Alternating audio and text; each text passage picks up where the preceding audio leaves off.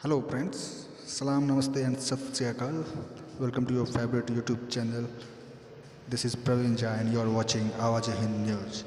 दोस्तों, आपने हमेशा पाकिस्तानी मीडिया द्वारा क्रिटिसिज्म, तनकीद और आलोचना, ये जो शब्द है भारत के खिलाफ सुना रहेगा। आज बारी भारत के पत्रकार की क्या आ गई है कि पाकिस्तानी लगे आपस में झगड़ने।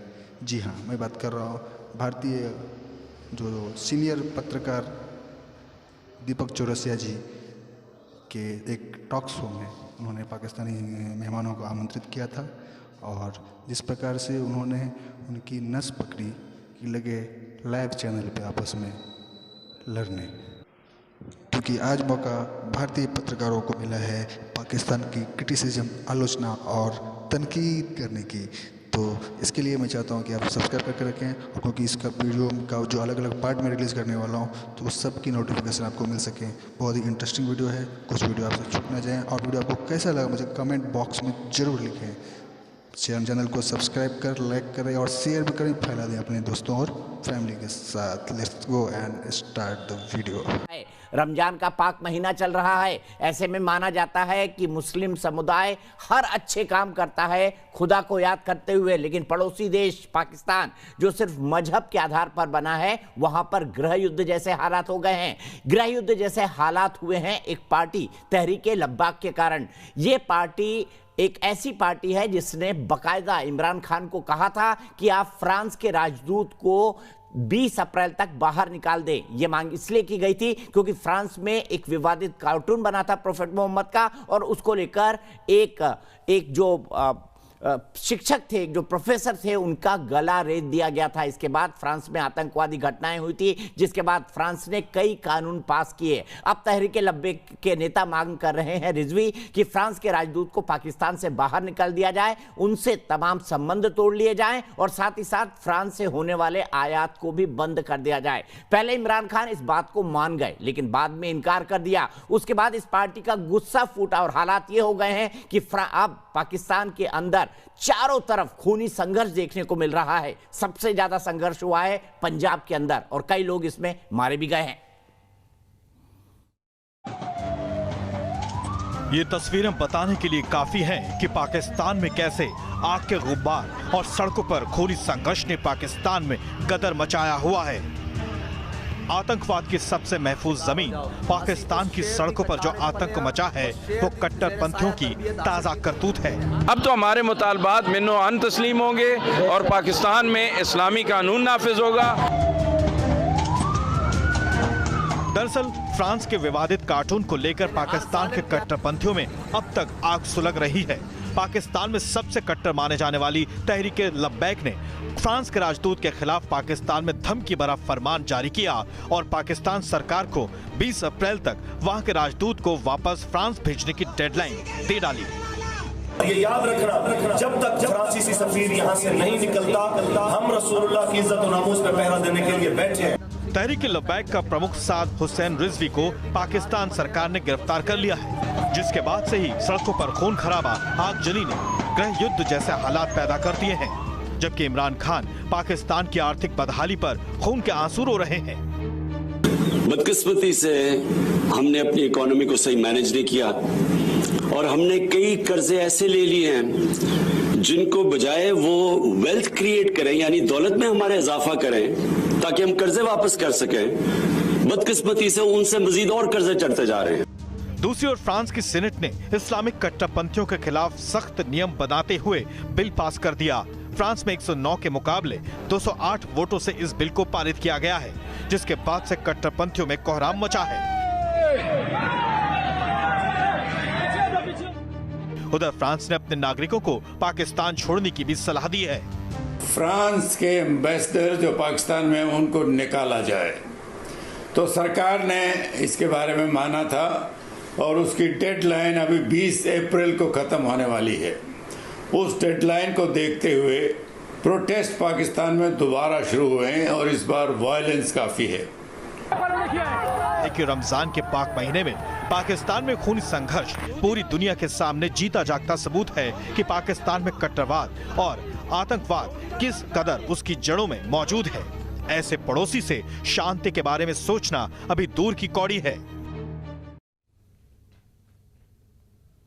जो कुछ हुआ फ्रांस में हुआ, दुनिया भर ने उसकी आलोचना की, लेकिन आग पाकिस्तान में लग गई है धार्मिक कट्टरता के नाम। गृह युद्ध के बारे में बात करने के लिए जुड़ रहे हैं मेरे साथ जाने माने पाकिस्तानी मूल के कैनेडियन जर्नलिस्ट राइटर तारिक फतेह साहब मौजूद हैं। मेरे साथ थोड़ी देर में मेजर जनरल जीडी बख्शी जुड़ेंगे। मेरे साथ आसिफ रमीश दाऊदी साहब जुड़ेंगे जो कि एक प्रोफेसर हैं और faculty of King Abdul Aziz university Jeddah के अंदर पढ़ाते हैं। मेरे साथ अब्दुल समद याकूब साहब हैं जो कि फाउंडिंग मेंबर है पाकिस्तान तहरीक इंसाफ की, जो कि इमरान खान साहब की पार्टी है, जो अभी प्रधानमंत्री हैं। मेरे साथ डॉक्टर इरशाद अहमद खान साहब हैं, लीडर हैं पाकिस्तान मुस्लिम लीग नवाज शरीफ के। मेरे खास मित्र हैं फकर यूसुफजई साहब हैं जो कि एक पाकिस्तानी पत्रकार हैं और वो मेरे साथ जुड़ गए हैं। सबसे पहले मैं याकूब साहब आपसे शुरुआत करूंगा।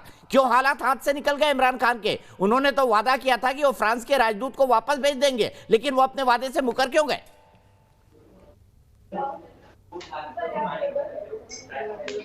अमल नहीं था। आप भी जानते हैं, मैं भी जानता हूं, डिप्लोमेटिक जो स्ट्रेटेजिक रिलेशंस होते हैं या डिप्लोमेटिक टाइज होते हैं, उनको इस तरह से मुआहिदों से ख़त्म नहीं किया जा सकता कि एक लोकल पार्टी के साथ या एक मजहबी तंजीम के साथ अगर मुआहिदा हुआ है तो उसको वो ख़त्म कर दिया जाए। इनफैक्ट उस वक्त जो पहली बार शायद जो एस्केलेशन हो रही थी या लोकल टेंशन्स को कम करने के लिए शायद वक्ती तौर पे एक मसलियत का शिकार हुए, उनसे वादा किया, उस वक्त वादा करना ही नहीं चाहिए था। यानी कि तो वादा क्यों कर दिया? इमरान खान साहब तो मैच्योर आदमी हैं, इंटरनेशनल रिलेशंस को समझते हैं, ऐसा वादा क्यों करना एक मजहबी तंजीम से जिसको आपको बैन करना पड़े और बाद में आपके यहाँ गृह युद्ध सिविल वॉर जैसे हालात हो जाए? देखिए, उससे पहले जब ये मुआहिदा किया गया था वहां पे कुछ रिपोर्ट्स ऐसी आई थी कि शायद हो सकता है कि किसी क्योंकि आपको पता है कि हमारे यहाँ 1979 में पहले अमेरिकन एम्बेसी के ऊपर भी एक अटैक हो चुका था, तो उसको अवॉइड करने के लिए कहीं ऐसा ना हो कि ये कुछ उसमें शरपसंद लोग उठ के आ जाएं और कुछ हमला करने की कोशिश करें, तो उससे क्या पैगाम जाएगा दुनिया को। लेकिन वो वक्ती तौर पर टेंशन्स को रिलीज करने के लिए जो मुआहिदा किया गया, उसके बाद वो जो उनका मेन जो मुआहिदा करने वाले जो शख्स था खादिम रिजवी, जब वो ही नहीं रहा तो उसके बाद जो उसका बेटा है, खैर उसको इस मुआहिदे की पादाश में तो नहीं गिरफ्तार किया गया, इसको अरेस्ट किया गया, किसी एक और FIR में बुक किया गया इसको। लेकिन बहरहाल आप भी जानते हैं, हम भी जानते हैं कि हमारे यहाँ जो शिद्दत पसंद हैं, जो जिनका वोट 11% से ज़्यादा नहीं है, वो लोग किस तरह से सड़कों को ब्लॉक करने की या इस तरह की अलियत रखते हैं, और ये पहली गवर्नमेंट है जो उनके खिलाफ इस तरह से उनको क्रश करने जा रही है और उस तरह से उनको एक जुर्रत का मुजाहिरा कर रही है कि हमने ये फैसला कर लिया है कि हाँ, स्टेट जो है, रियासत इनके सामने अब नहीं झुकेगी। ठीक है तारिक फतेह साहब, क्यों हुए सिविल वॉर के हालात? और दूसरा मैं समझना चाहूंगा, इमरान खान ये नहीं जानते थे कि डिप्लोमेसी क्या होती है और उन्होंने क्यों वादा कर दिया कट्टरपंथी तंजीम को कि 20 अप्रैल तक हम फ्रांस के एम्बेसडर को वापस भेज देंगे? ये अगर इमरान खान ये कहते हैं कि मुझे नहीं पता था कि हुकूमत कैसे चलाई जाती, तो उसमें कुछ सच्चाई है। इसको क्रिकेट खेलना चाहिए था, शादियां करते रहना चाहिए था, इसका ताल्लुक सियासत से बिल्कुल नहीं है। ये वही दौर है आपने 1947 में जो क्रिएट किया, उसकी आज भी आप बर्दाश्त करते रहेंगे। जब पूरे मुल्क का बुनियादी जो स्ट्रक्चर है और उसकी जो सोच है फ्यूचर के लिए, वो हेट्रेड पे है। ये आप अकेला एक तो नहीं हुआ ये कोई जलसा, ये तो जिन्ना साहब के जमाने में 600-700 लोगों को मार दिया गया था। ईस्ट पाकिस्तान में क्या किया? ये पाकिस्तान की फंडामेंटल नेचर ही ये है कि वो शिद्दत और यानी स्लॉटर करना और मारपीट करने की फिलॉसफी के अलावा इनके पास कुछ भी नहीं है।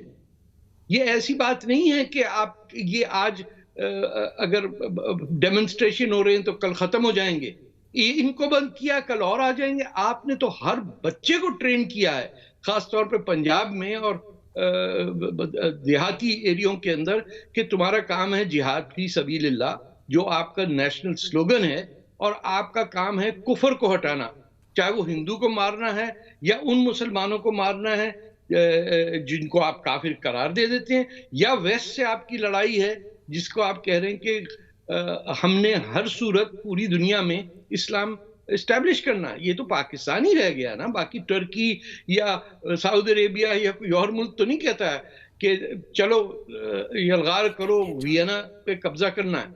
जिन मुल्कों की कोई बेसिस नहीं होती एग्जिस्टेंस की, वो इसी तरह मरते हैं।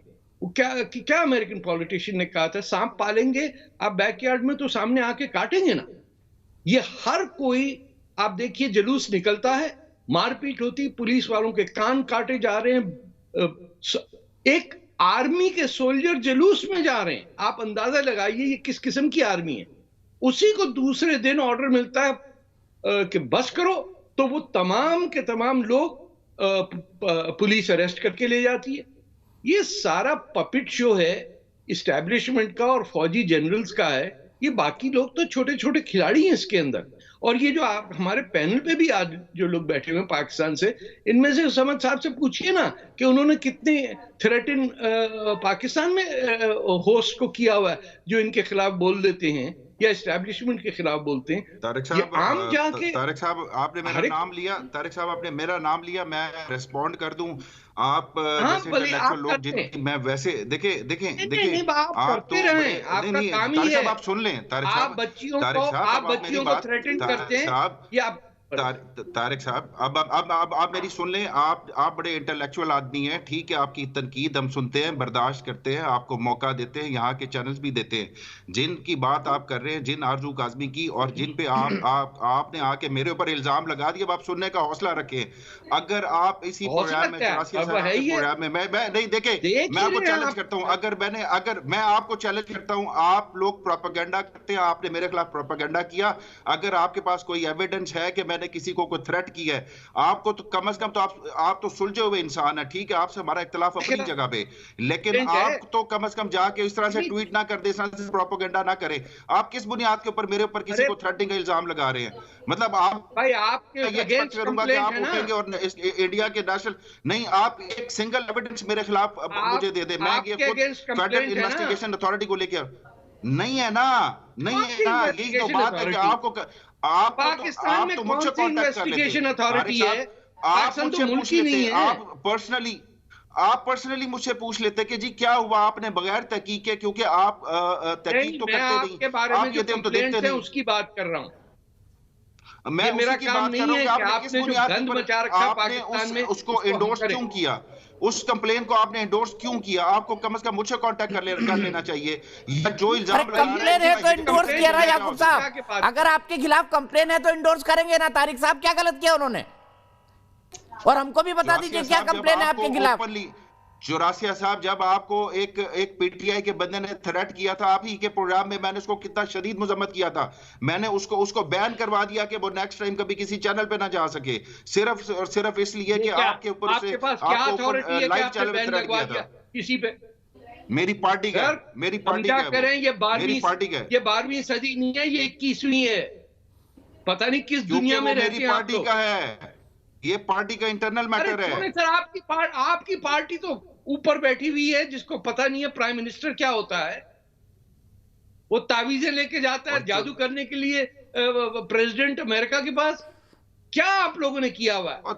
जाली इलेक्शन इससे आपका क्या लेना देना? मैं तावीज, मेरा मैटर, मेरा अगर किसी का मजहब अकीदा तावीज लेना, मैं नहीं लेता तावीज, मैं पीरों के पास नहीं जानता, मैं एक वहाबी स्कूल ऑफ थॉट से बिलोंग करता हूं, तो उससे क्या मतलब है कि आपका प्राइम मिनिस्टर की बीवी पीर है, आपका पूरा मुल्क चल रहा है पीरी फकीरी में। आप लोग किस दुनिया में रहते हैं? कोई ये चंद्रगुप्ता मौर्य का जमाना है क्या? अच्छा मैं नहीं मानता पीरों को। अगर मैं नहीं मानता किसी पीर को, तो मैं जाके दूसरे को भी, यानी कि आप खुद प्रीच करते हैं कि किसी के फेथ को ना छेड़ें। जब मैं किसी के फेथ को नहीं छेड़ा, तो आप मुझे कह रहे हैं कि जी वो आप क्यों छेड़े किसी के फेथ को, कि अगर कोई किसी के कोई पीर में पीर के पास जाता है या कोई मंदिर के पास जाता है। आ गया आप ठेकेदार है इस्लाम के क्या? तो आप फेथ है ना। देखिए अगर कोई मेरा हिंदू भाई अगर मंदिर जाता है, तो क्या आप उसमें इतराज करेंगे? देखिए बात पाकिस्तान की हो रही है, और पाकिस्तान की जो हुकूमत है उसकी हो रही है। ना हुकूमत करने की तमीज है, ना पता है क्या करना है। कल आप जाली इलेक्शन करा के डस्के के अंदर, अब फिर मुस्लिम लीग जीत गई वहां पे। क्या कुछ करते हैं? आपने जाली इलेक्शन करवा दिया। नहीं, तारिक साहब आप कौन है? अरे जी, आप हैं कौन? इलेक्शन तो फ्रॉड हुआ ना। तारिक साहब आप कौन है? आप किस हैसियत में कह रहे हैं? आप अरे अपनी मैं हैसियत तो को कह रहा आइडेंटिफाई हूँ, करवाइए ना मैं पहले। इंटरनेशनल राइटर हूँ, ऑब्जर्वर हूँ, आई कैन आप comment on it. International writer है, अगर पीएमएलएन जीती है तो आप जाके लिखिए उसके बारे में कि कौन जीता कौन आ रहा, इसका अरे इससे मैं क्या ताल्लुक है? लिखूंगा उस कभी पे जब मतलब बेईमानी हुई। आपके पास आर्गुमेंट के लिए आपके पास कोई सर, चीज आप है नहीं, मुझे आप कभी बताइए कह देते हैं पीरों पे आप ले आते हैं, कभी आप डस्का इलेक्शन अरे पे चले जाते हैं, कभी आप मुझे थ्रेटनिंग का मैं आपको बता रहा हूँ कि आपके यहाँ कोई चीज ढंग की आप नहीं एक है। बहुत बड़े चैनल आप पे कुछ बहुत बड़े नहीं कर सकते। 84 साहब के से आप ठीक है, गुफ्तगू कर रहे हैं और आप मतलब आपको पता ही नहीं है, लाइन ऑफ डायरेक्शन ही नहीं है आपके पास। कम से कम आप तो कम से कम एक लाइन ऑफ डायरेक्शन लेके चले कि सवाल क्या है। ठीक है, मैं आप ही के सवाल को डॉक्टर इरशाद